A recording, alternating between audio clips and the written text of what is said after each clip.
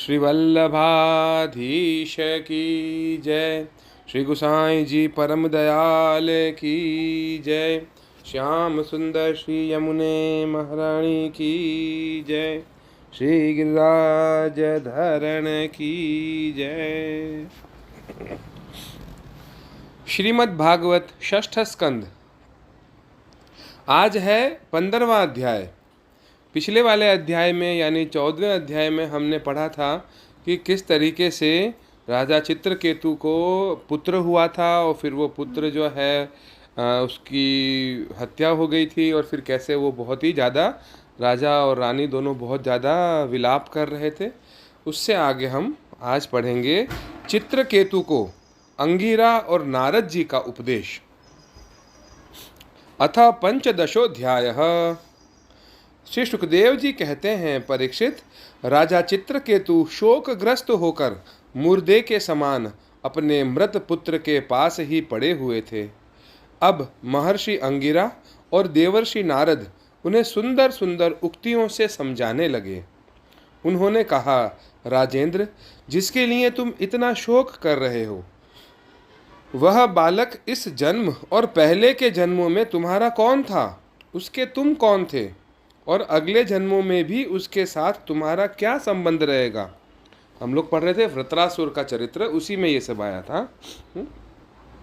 जैसे जल के वेग से बालू के कण एक दूसरे से जुड़ते और बिछड़ते रहते हैं, वैसे ही समय के प्रवाह में प्राणियों का भी मिलन और बिछोह होता रहता है।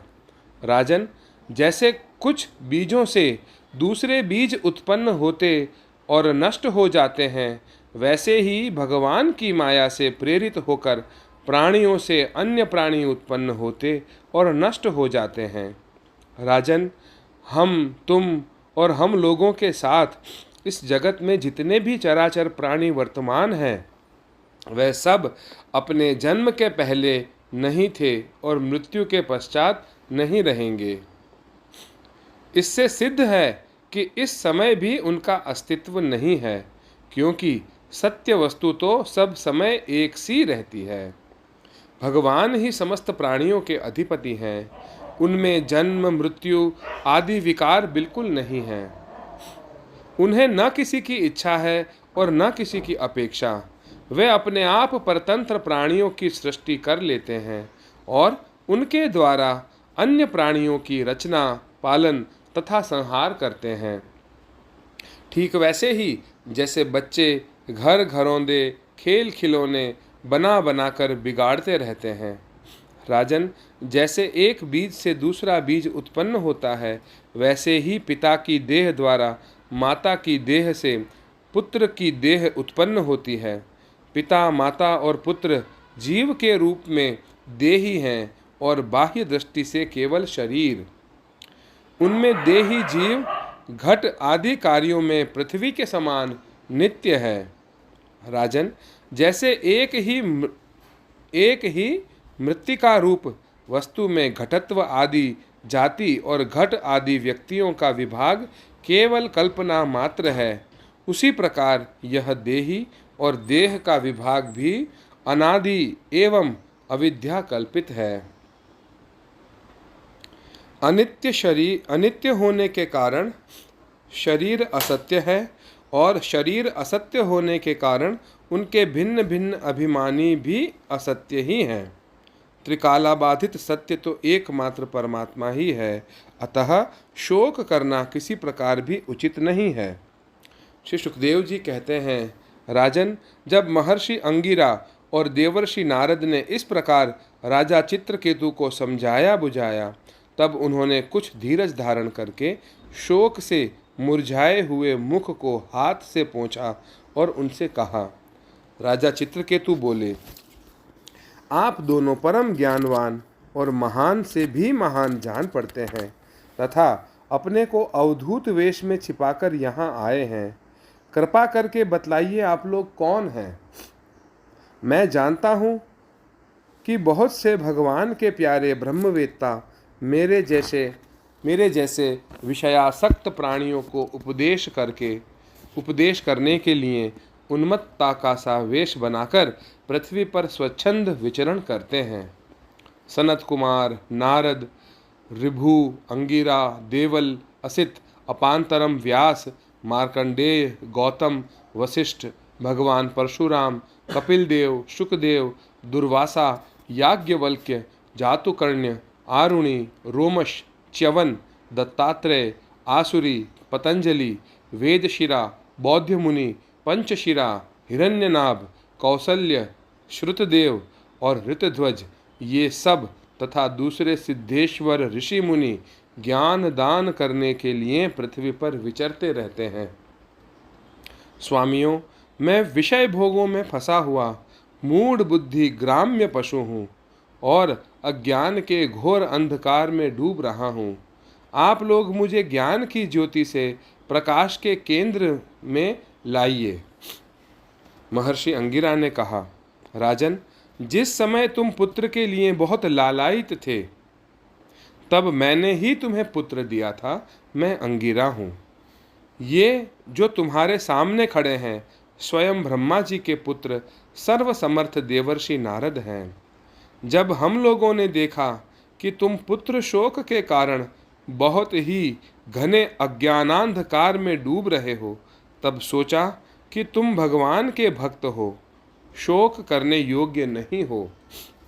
अतः तुम पर अनुग्रह करने के लिए ही हम दोनों यहाँ आए हैं। राजन, सच्ची बात तो यह है कि जो भगवान और ब्राह्मणों का भक्त है, उसे किसी अवस्था में शोक नहीं करना चाहिए। जिस समय पहले पहल मैं तुम्हारे घर आया था, उसी समय मैं तुम्हें परम ज्ञान का उपदेश देता, परंतु मैंने देखा कि अभी तो तुम्हारे हृदय में पुत्र की उत्कट लालसा है, इसलिए उस समय तुम्हें ज्ञान न देकर मैंने पुत्र ही दिया। अब तुम स्वयं अनुभव कर रहे हो कि पुत्रवानों को कितना दुख होता है। यही बात स्त्री, घर, धन, विविध प्रकार के ऐश्वर्य, संपत्तियां, शब्द, रूप, रस आदि विषय, राज्य, वैभव, पृथ्वी, राज्य, सेना, खजाना, सेवक, अमात्य, सगे संबंधी, इष्ट मित्र सब के लिए है, क्योंकि ये सब के सब अनित्य हैं। शूरसेन, अतएव ये सभी शोक, मोह, भय और दुख के कारण हैं। मन के खेल खिलौने हैं, सर्वथा कल्पित हैं और मिथ्या हैं, क्योंकि ये न होने पर भी दिखाई पड़ रहे हैं। यही कारण है कि ये एक क्षण दिखने पर भी दूसरे क्षण लुप्त हो जाते हैं। ये गंधर्व नगर स्वप्न, जादू और मनोरथ की वस्तुओं के समान सर्वथा असत्य हैं। जो लोग कर्म वासनाओं से प्रेरित होकर विषयों का चिंतन करते रहते हैं, उन्हीं का मन अनेक प्रकार के कर्मों की सृष्टि करता है। जीवात्मा का यह देह, जो पंचभूत ज्ञानेंद्रिय और कर्मेंद्रियों का संघात है, जीव को विविध प्रकार के क्लेश और संताप देने वाली कही जाती है। इसलिए तुम अपने मन को विषयों में भटकने से रोककर शांत करो, स्वस्थ करो और फिर उस मन के द्वारा अपने वास्तविक स्वरूप का विचार करो तथा इस द्वैत भ्रम में नित्यत्व की बुद्धि छोड़कर परम शांति स्वरूप परमात्मा में स्थित हो जाओ। देवर्षि नारद ने कहा, राजन, तुम एकाग्र चित्त से मुझसे यह मंत्रोपनिषद ग्रहण करो। इसे धारण करने से 7 रात में ही तुम्हें भगवान संकर्षण का दर्शन होगा। नरेंद्र, प्राचीन काल में भगवान शंकर आदि ने श्री संकर्षण देव के ही चरण कमलों का आश्रय लिया था। इससे उन्होंने द्वैत भ्रम का परित्याग कर दिया और उनकी उस महिमा को प्राप्त हुए जिससे बढ़कर तो कोई है ही नहीं, ना ही उसके समान कोई है। तुम भी बहुत शीघ्र ही भगवान के उसी परम पद को प्राप्त कर लोगे। इति श्रीमद्भागवते महापुराणे पारमहंस्यां संहितायां षष्ठ स्कंधे चित्रकेतु सांत्वनम नाम 15ोऽध्यायः। अगले अध्याय में यानी 16वें अध्याय में हम पढ़ेंगे चित्रकेतु का वैराग्य तथा संकर्षण देव के दर्शन। श्री वल्लभाधीश की जय। श्री गुसाई जी परम दयाल की जय।